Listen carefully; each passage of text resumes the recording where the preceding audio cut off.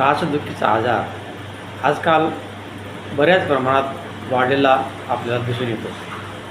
टाचदुखीमध्ये त्याच्या कारणाचा विचार करताना वेगवेगळ्या प्रकारचे ज्यूस, चहा, कॉफी, कोल्ड्रिंक्स आणि फ्रीजचे पाणी इत्यादी द्रव पदार्थाचं अतिसेवन आणि कोणीतरी सांगितल्यामुळे जास्त पाणी प्यावं असं म्हटल्यामुळे अतिप्रमाणात पाण्याचं सेवन, पाणी जास्त कोणी प्यावं याचे काही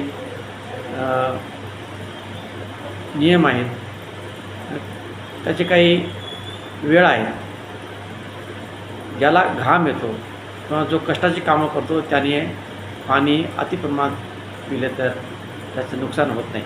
परंतु जो 24 तास फॅनखाली, एसीखाली, सावलीखाली बसले आहे त्याने अतिप्रमाणात पाणी पिऊन आपल्याला टाचदुखीसारखे आजारच होणार आहेत किंवा शीतपित्तासारखे आजार पण त्यातून आपल्याला त्वचारोग, फंगल इन्फेक्शन इत्यादी त्वचारोगाचे आजारसुद्धा त्याच्यातून आपल्याला, कारण क्लेदाचं प्रमाण किंवा चिकटपणा आपल्या रक्तामध्ये वाढतो आणि हे अति प्रमाणात पाणी पिल्यामुळं शेवटी पाणी कोणाला बाहेर काढावं लागतं, तर किडनीलाच बाहेर काढावं लागतं. शेवटी लोड कोणावर होतो?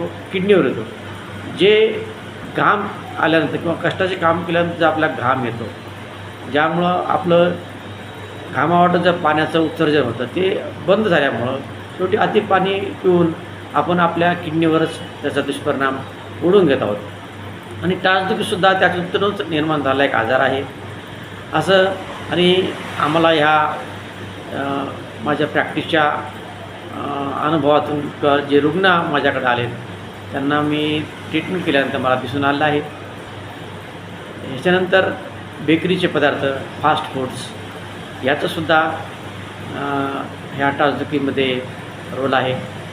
तर टाचदुखी आपण जेव्हा आधुनिक वैद्यकाकडे गेल्यानंतर याचा उपचारामध्ये आपल्याला टाचेमध्ये इंजेक्शन देतात आणि त्यामुळं आजार बराचसा बरा होतो. परंतु अजून काही दिवसानंतर आजार बळावतो.